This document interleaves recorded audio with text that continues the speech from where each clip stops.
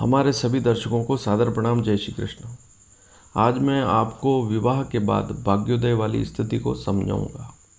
आखिर ऐसी कौन सी स्थिति होती है कि विवाह के बाद भाग्योदय होता है, लाभ की भी वृद्धि होती है। ऐसे आपने बहुत से लोग देखे होंगे जो विवाह से पहले बहुत सामान्य सा काम करते थे, लेकिन विवाह के बाद उनकी आर्थिक स्थिति काफ़ी अच्छी हो गई। अनेक प्रकार के लाभ उनको जीवन में मिलने शुरू हो गए, चाहे लड़का हो चाहे लड़की हो। इस प्रकार के योग समझने के लिए आज आपको इस वीडियो को पूरा देखना होगा, तभी आप इस विषय को सीख पाएंगे और आपके सामने एक अच्छी जानकारी आ जाएगी। तो सबसे पहले तो आप इस कुंडली को देखें।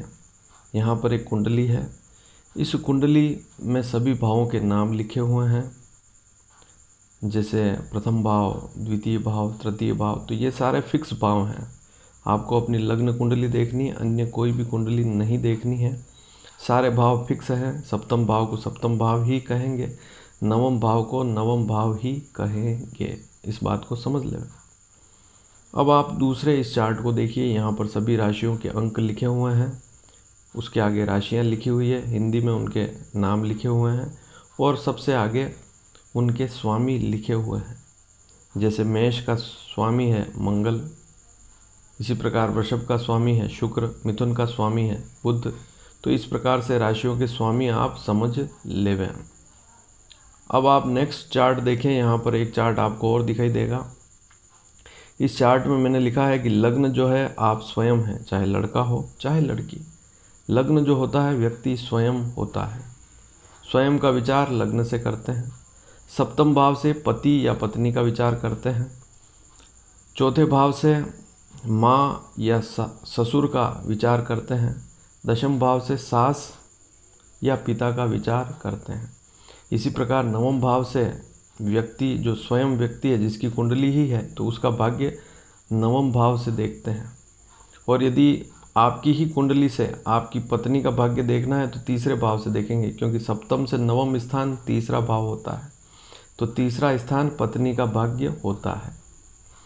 तो अब इस योग को समझने के लिए आप यह देखें कि सप्तम भाव में जो राशि लिखी हुई है, सप्तम भाव में कोई न कोई अंक होगा। मान लीजिए सप्तम भाव में 1 और 8 का अंक लिखा हुआ है। सप्तम भाव में 1 या 8 का अंक लिखा हुआ है। ऐसी स्थिति में सप्तम का स्वामी मंगल बनेगा और मंगल यदि तीसरे भाव में, चौथे भाव में, भाग्य स्थान नवम भाव में, दशम स्थान में है तो विवाह के बाद भाग्योदय की स्थिति बनेगी। यदि सप्तम भाव में 2 और 7 का अंक लिखा हुआ है, ऐसी स्थिति में शुक्र सप्तम का स्वामी बनेगा और शुक्र यदि तीसरे भाव में, चौथे भाव में, नवे भाव अर्थात नवम भाव और दशम भाव में बैठा हुआ कहीं पर भी है, इन चारों भावों में, तब भी भाग्योदय की स्थिति विवाह के बाद बनेगी।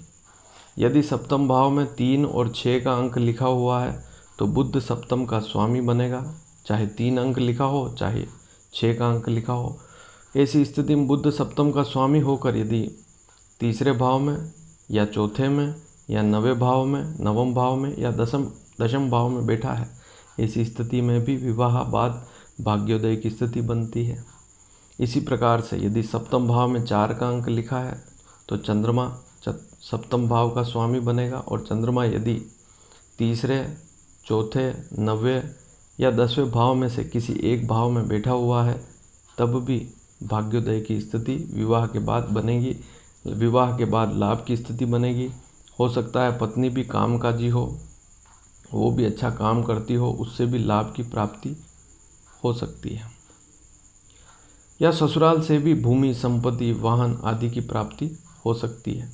यहाँ पर चौथे भाव को भी देखना पड़ेगा। सप्तमेश यदि चौथे भाव में है तो ससुर से अर्थात ससुराल से लाभ के विशेष योग बनते हैं। यदि सप्तमेश दशम भाव में बैठा हो तो सास से भी लाभ की स्थितियाँ अच्छी रहती है, उनसे भी लाभ की प्राप्ति होती है।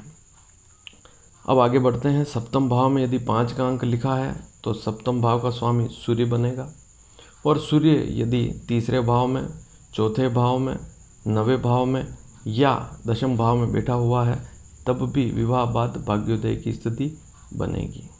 इसी प्रकार से अब आगे चलते हैं। यदि सप्तम भाव में, आपकी कुंडली में सप्तम भाव में आप समझें कि वहाँ पर 9 या 12 में से कोई अंक लिखा है तो सप्तम भाव का स्वामी गुरु बनेगा।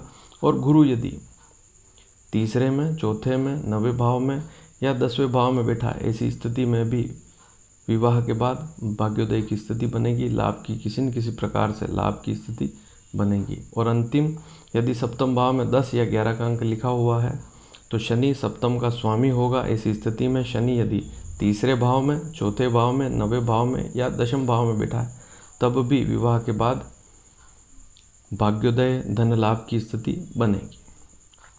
अब एक बात और समझ लें कि सप्तमेश पाप प्रभाव में ना हो। सप्तमेश यदि राहु के साथ है, केतु के साथ या अस्त है, ऐसी स्थिति में कुछ स्थितियां कमज़ोर हो जाएगी। और शुभ ग्रहों के साथ है तो स्थिति अच्छी हो जाएगी। एक बात और समझें कि यदि सप्तमेश एकादश में है, 11वें भाव में बैठा हुआ, तब भी लाभ की स्थिति बनेगी, विवाह के बाद भाग्योदय की स्थिति बनेगी। यदि भाग्येश और चतुर्थेश का आपस में संबंध हो तो ससुराल से भूमि, संपत्ति, वाहन के विशेष योग बनते हैं। आपकी कुंडली, चाहे आप लड़का है, आप लड़के हो, चाहे लड़की, आपकी कुंडली में सप्तम भाव तो है ही, लेकिन 9वें भाव का स्वामी यदि चौथे भाव में बैठ जाए और चौथे भाव का स्वामी यदि 9वें भाव में बैठ जाए, ऐसी स्थिति में भी ससुराल से किसी न किसी प्रकार से भौतिक संपदाओं की प्राप्ति होती है। तो आज आपने समझा कि कुंडली में किस प्रकार से विवाह बाद लाभ की स्थितियां ससुराल से भी बन सकती है और विवाह बाद भाग्योदय की स्थितियां बन सकती है। एक स्थिति और है, उसे भी आप समझ लें कि 9वें भाव का स्वामी सप्तम भाव में बैठ जाए, ऐसी स्थिति में भी विवाह बाद भाग्योदय की स्थिति बनती है। लेकिन सप्तम भाव में किसी प्रकार की नवमेश की पाप ग्रहों के साथ युति ना हो तो ज़्यादा अच्छी स्थिति रहेगी। तो बहुत सी स्थितियां देखनी पड़ती है। इसके बाद एक स्थिति और है कि आपकी कुंडली में भाग्योदय तभी होगा जब आपकी कुंडली में शुभ ग्रहों की दशा भी हो या जिन ग्रहों का प्रभाव सप्तम से है या संबंध सप्तम से है उनकी दशा भी है, तब भी स्थिति ज़्यादा अच्छी रहेगी। त्रिकोण के स्वामियों की भी अगर दशा है, लग्न, पंचम और 9वें भाव के स्वामियों की भी अगर दशा है तो स्थिति और अच्छी रहेगी, विवाह के बाद लाभ की स्थिति बढ़ेगी। बहुत सी बार हमने देखा है कि वैसे भी व्यक्ति का भाग्य उदय हो जाता है, विवाह के बाद वैसे भी जिम्मेदारियां बढ़ जाती है, व्यक्ति काम की तरफ बढ़ता है, लेकिन सभी जगह यह योग नहीं बनता है। वैसे तो हमने देखा है कि यदि विवाह के बाद कोई भाग्येश या लग्नेश या पंचमेश की दशा है, ऐसी स्थिति में बिना किसी प्रकार के शुभ योग के भी लाभ की स्थितियां बढ़नी शुरू हो जाती है। तो यहाँ पर इस प्रकार के योग नहीं है, तब भी विवाह के बाद लाभ की स्थितियां व्यक्ति को मिलती है। तो आज आपने समझा कि तीसरा भाव, चौथा भाव, 10वां भाव, 9वां भाव और एकादश ये भाव किस प्रकार से संबंध रखते हैं। एक और समझ लें कि द्वितीय भाव का स्वामी भी यदि शुभ ग्रह हो और सप्तम भाव में बैठा हो तब भी विवाह के बाद धन लाभ के योग बनते हैं। सप्तमेश यदि द्वितीय भाव में बैठा है, अच्छी स्थिति में है, शुभ ग्रह है, तब भी और उस पर शुभ ग्रहों की दृष्टि है, पाप प्रभाव में नहीं है, तब भी विवाह के बाद धन लाभ की स्थिति बनती है। और भी कोई जानकारी चाहते हैं तो प्रश्न करेंगे, अवश्य बताऊंगा। धन्यवाद। जय श्री कृष्ण।